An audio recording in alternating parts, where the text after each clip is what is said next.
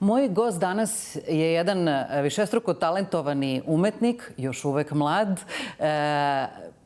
scenograf, profesor na Fakultetu savremenih umetnosti, vizuelni umetnik i čovek koji kao takav verovatno najbolje komunicira vizuelnim sredstvima. Međutim, on jako lepo i piše i priča, bavi se mnogim stvarima koje su stekle široku publiku zahvaljujući Facebooku najpre, a onda i šire. Stevan Aleksić, scenograf, vizuelni umetnik. Zdravo, dobrodošao u Tri tačke. Zdravo Ivana, hvala najlepše što si me pozvala da se uključim u emisiju. Veliko mi je zadovoljstvo. Baš mi je drago. Ja rekoh, ti kao vizuelni umetnik svakako da si kroz vizuelna sredstva našao neki svoj put da komuniciraš sa ljudima, sa svetom. Međutim, stvarno mnogo lepo i pišeš i nekako si postao jedan hroničar i ovog i nekih prošlih vremena i to radiš onako s mnogo ljubavi. Hajde, kad već sad uvodim lagano gledaoce u priču koji ne znaju možda šta ti radiš i kako pišeš, vrlo često pišeš i o svom detinjstvu i o nekom prošlom vremenu. Kad već pominjem detinjstvo, kako je mali Stevan ušao uopšte u svet vizuelnog? Kako se toga sada sećaš? Pa, hvala ti na pitanju. Jeste zanimljivo. Pa mali Stevan se rodio sa tom nekom izuzetnom moći zapažanja i očigledno je moj mozak takav kao jedan hard disk koji od 5. godine života vrlo pažljivo skladišti podatke i vizuelno i kada je zvuk u pitanju i naravno osjećanja, pa čak mirise i ukuse. Tako da prosto, moram odmah reći, zahvalan sam na uopšte tome što sam imao srećno detinjstvo. To je verovatno ključna stvar. Ali od malena sam i pokazivao taj crtački talenat, te su naravno u porodici već videli da se susreću sa fenomenom, jer niko u mojoj porodici se ne bavi umetnošću, ja sam produkt pravnika i ekonomiste, tako da već krećemo od vrlo zanimljivog televizijskog programa koji je tada uticao na mene, naravno filmovi, VHS, kasete, videoklubovi i tako lagano se negde gradila ta neka svest i naravno utvrđivalo gradivo i opredeljivalo šta ću, čime ću se ja to baviti. Prosto, u nekom trenutku je to negde moralo da se rasplamsa, eksplodira i onda sam naravno ozbiljno krenuo da to beležim, ali mislim da je vrlo negde jasno zašto i kako je to ispalo ovako kako jeste danas. Da, Stevanova beležnica je vrlo popularna na Facebooku i sadrži zaista osim mnogo priča i mnogo vizuelnih detalja. Podsjećaš nas stvarno na neke predivne dane, a gde nalaziš sve to? Da, tačno podsjećam na ta lepa vremena, koja su nažalost nepovratna, ali nalazim, suštinski te priče koje ja pišem već dugo, 10 godina već beležim i negde one iniciraju, odnosno zahtevaju da ja onda pronađem adekvatnu fotografiju, sliku, znači ili su to produkti bivše Jugoslavije ili su to naravno arhivske fotografije, porodične, prosto da bi to negde se zaokružilo, da se fino oblikuje, sadržaj. Tako da imam u svom kompjuteru dosta foldera, zaista jedna prava mala onako riznica, To sam ja pažljivo prikupljao, što sa raznih sajtova, što su fotografije iz časopisa, iz knjiga, što su frejmovi iz raznih emisija sa YouTube-a. Naravno, ne može toliko lako da se pronađe ono što čoveku treba, ali tim nekim arheološkim iskopavanjem, ja dođem do onog što mi treba, tako da zanimljivo je. Da, Indiana Jones. Jeste, jako je zanimljivo, ali može čoveka da navede na krivi put, da pomisli da si mnogo stariji nego što jesi, ali u suštini upravo je ono što si mi rekao malo pre, ključi u tvom praktično fotografskom pamćenju od najranijeg detinjstva. Upravo to, da. Pa to je to. Negde, naravno, ja sam od malih nogu ne samo naravno beležio svojim okom šta se okolo zbiva, nego sam već i svojim uhom naravno snimao sve ono što su i roditelji pričali i u rodbini. Prosto taj uopšte vibe bivše zemlje i šta su sve naši prolazili i koliko je njima bilo lepo i sećaš se naravno ti isto mnogo bolje isto pamtiš to te trenutke, znaš ono kad se jedne večeri odluče da idu u Trst na picu i da kupe cipele i da se vrate i sve je prosto bilo toliko danas to ne vjerujem da može. Da, to su stvari koje mi apsolutno možemo da razumemo, da doživimo i osetimo i svaki put. Tako i prošle sedmice u emisiji sam sa gostom Botom Miljkovićem pričala nešto i o Jugoslaviji staroj i o 80-ima. Uvek se pitam kada to pominjemo sa puno sete da li mladima koji nas možda sada gledaju jako dosađujemo. Da li možemo mi njima da nacrtamo koliko je stvari bilo dobro? Ja verujem da tu postoji sigurno podela na one kojima smo jako zanimljivi i naravno one kojima dosađujemo, naravno.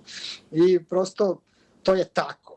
Naravno, ne verujem da mlađe generacije toliko baš interesuje nešto što je stvarno već uveliko iza nas, ali prosto nama, meni lično to znači. Ja pronalazim inspiraciju u svemu što radim, nalazim inspiraciju u toj prošlosti, naravno u tom lepom delu, segmentu prošlosti, ali i naše uopšte istorije, naše bivše zemlje, kinematografiji, jednom...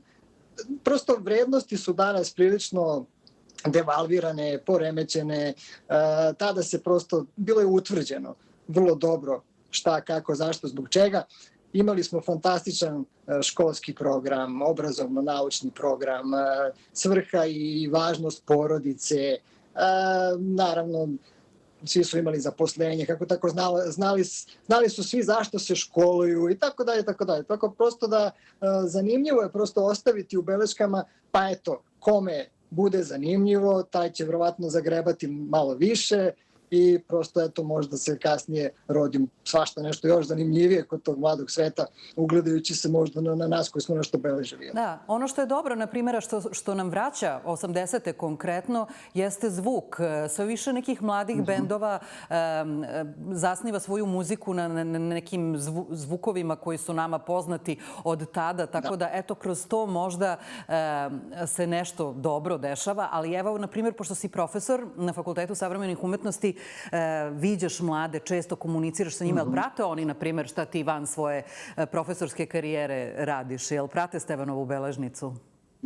Mislim da prate i beležnicu, naravno i profil koji se tiče ilustracije, naravno. I to je negde opet vrlo važno. Što se mi bolje poznajemo, to će naravno njihov rad biti mnogo kvalitetniji i naravno oni pronalaze inspiraciju gledajući radove svojih profesora. Bar ja zastupam taj stav da ja ništa ne mogu sa njima raditi ukoliko ja njima ne pokažem na licu mesta kako se radi, kako se ilustruje, kako ja držim olovku, kakav je moj odnos prema formatu papira, kako povlačim linije. Oni moraju to da vide. Džaba nama teorije ako nemamo dobru praksu, tako da prosto ja držim praktične predmete, naravno moram nešto ispričati prvih nekoliko časova, ali onda odmah krenemo u prikazivanje dobrih primjera i naravno profesore pokaži šta znaš. To bogan je vaš, tako da eto, moramo. Da, tako da prate moj rad. Super. Hoćeš li negde sve to objediniti? Bilo bi lepo da sva ta silna građa koju skupljaš 10 godina bude na jednom mestu, na nekim policama, na primjer, a ne samo online. Pa još jednom hvala na pitanju. Ja se nadam, ja radim na tome da Stevanova beležnica bude ukoričena, da bude u nekom finom, tvrdom povezu i da se nađe u knjižarama, jeli? Tako da, eto, može se reći da sam blizu. Mada uvijek imam nešto još da kažem, da dopunim, a što se tiče naravno ovog drugog dela, ilustracije i crteži, da tu uvijek se desi neka zanimljiva izložba, koji studenti naravno i posete i naravno svi moji prijatelji, tako da. Ali zanimljivo je prosto da se možda napravi opet tu spojka između beležnice i tog segmenta ilustracije, tako da možda moje priče budu u budućnosti dobile i ilustracije zanimljive, prosto da možda kombinujem sa tim arhivskim materijalom koji nađem, pa eto, vidjet ćemo. Pa to bi nekako bilo logično. Da, ali apsolutno. je to ipak profesija. Kad su ilustracije u pitanju, film ti je velika inspiracija. Bezbroj plakata si uradio i zaista domaća kinematografija stvarno jeste nešto što se ljudima, eto, koji su tvojih ili mojih godina uvuklo pod kožu, još čak i od onih besmislenih komedija koje samo mi možemo da razumemo, koje smo i gledali kao deca, do ozbiljnih autorskih filmova. Filmovi su, pretpostavljam, onda i tvoja velika ljubav. Apsolutno, opet vraćamo se od malih nogu. Ja mislim da ja nisam izlazio iz videokluba. Imali smo fantastičan videoklub Max u kraju i tamo sam se često sretao sa Dimitrijem Vojnovim i ostalim kolegama, danas kolegama, jeli? Ali u svakom slučaju to je bilo neko naše malo utočište, uporište. Tamo smo bežali od surove realnosti, od užasnih prizora na TV ekranima, zlo doba 90-ih, tako da naravno odatle sve datira. Moj pogled je bio usmeren ka plakatima koji su bili naravno polepljeni po videoklubovima. Naravno, VHS kasete su imale fantastične te omote, kavere i onda sam želeo videoklub, tada u to doba nisam mogao naravno, ali se kasnije, mislim, sve sam nadoknadio. Ja mislim da u svojoj kolekciji imam negde skoro pa 3000 original Blu-ray naslova i naravno VHS kaseta koje sam na aukcijama pokušao da pazarim i sad imam negde oko 300-400 očuvanih VHS primjeraka što planiram negde možda da uključim u taj neki atelje muzej jednoga dana, ali tada prosto niko nije mogao da mi kaže zašto se meni dopada taj plakat koji ja vidim, ko je to ilustrovao, sam bio klinac, stvarno nije bilo podataka, nismo imali internet, nismo imali ništa.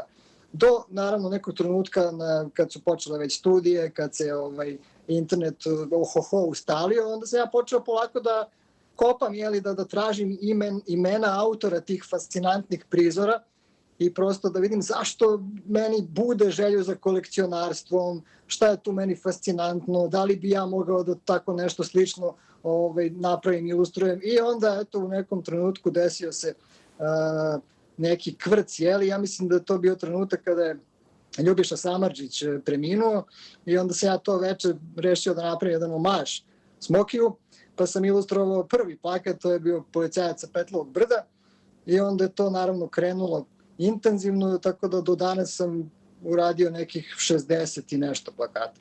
Fenomenalno. Pa će li biti neke izložbe? Pomenuo si malo pre da povremeno, naravno, nešto organizuješ. Tako je. Bila je jedna zanimljiva pre možda 2 godine u galeriji Polet. Tu je bila onako jedna retrospektiva do tadašnjih radova. Tako da mislim da u narednom periodu očekuje me jedna zanimljiva izložba u jednom fantastičnom prostoru koji ima veze sa televizijom na prvom mestu, pa i sa filmom, ali ne sam da otkrivam i to me jako raduje. Mislim da će u tom prostoru plakati još više dobiti na značaju i jedva čekam. Da. Moram da se vratim samo na ono što si rekao malo pre kad si pomenuo videokasete koje si kupovao sad u vremenu kada one praktično više nemaju primenu. Šta radiš sa tolikim kasetama? Kako misliš uopšte iz njih da izvučeš? Ili imaš videorekorder još uvek? A misli imam. I to je isto sjajno pitanje, šta radiš sa tim kasetama? Pa nećeš verovati, pre nekih nedelju dana sam gledao jedan film na VHS-u, prosto mi je bilo, imao sam potrebu da osetim ponovo tu patinu, uopšte da doživim taj osjećaj, to je potpuno instant povratak u dražesno detinjstvo, ali ja ih pažljivo stvarno čuvam, jednom mesečno ih pregledam, očistim, ne znam, prosto mora se čovjek brinuti. Ajde, kaseta još i lagano se brinuti o njima. A međutim, plakati, pošto imam veliku kolekciju original jugoslovenskih plakata, to je malo iscrpno dok izvučeš tu gomiletinu, pa se onda lagano usudiš da svaki pojedinačno pregledaš, očistiš, ako negdje treba nešto da se zalepi, ako se pocepalo, tako da treba imati živac za sve to. Da, riznica jedna velika koja je pravljena godinama i pravi se još uvek sa puno ljubavi. Deo toga možemo da vidimo na Facebooku i to je ono što bih voljela da kažem gledaocima koji te možda ne prate da to obavezno urade zato što stvarno će pobuditi mnogo emocija ono što ti objavljuješ skoro svakodnevno i kada se vratimo naročito unazad. Ja sam ti jako zahvalna na ovoj priči danas. Voljela bih nekada da se vidimo eto i uživo na nekoj izložbi, a ovaj podatak koji si mi rekao da ćeš objediniti Stevanovu beležnicu i da će neko izdanje se na kraju pojaviti je stvarno radost. Mislim da će to biti nešto što ćemo svi voleti da imamo. Hvala ti najlepše. Zaista, kažem, ja sam se jako radovao ovom uključenju i s obzirom da tvoj rad pratim veoma, veoma dugo. Ne sumnjam. I zaista sve pohvale za tvoj angažman i nedostaje više ovakvih emisija i zaista jedva čekam naravno da se vidimo uživo, da dođem u studio i kada prođe ova vanredna situacija. Valjda će na jednom. Hvala ti, Stevane, mnogo na ovoj divnoj priči danas. Vidimo se na Facebooku dok se ne vidimo uživo. Hvala najlepše. Stevan Aleksić bio je gost 3 tačke danas.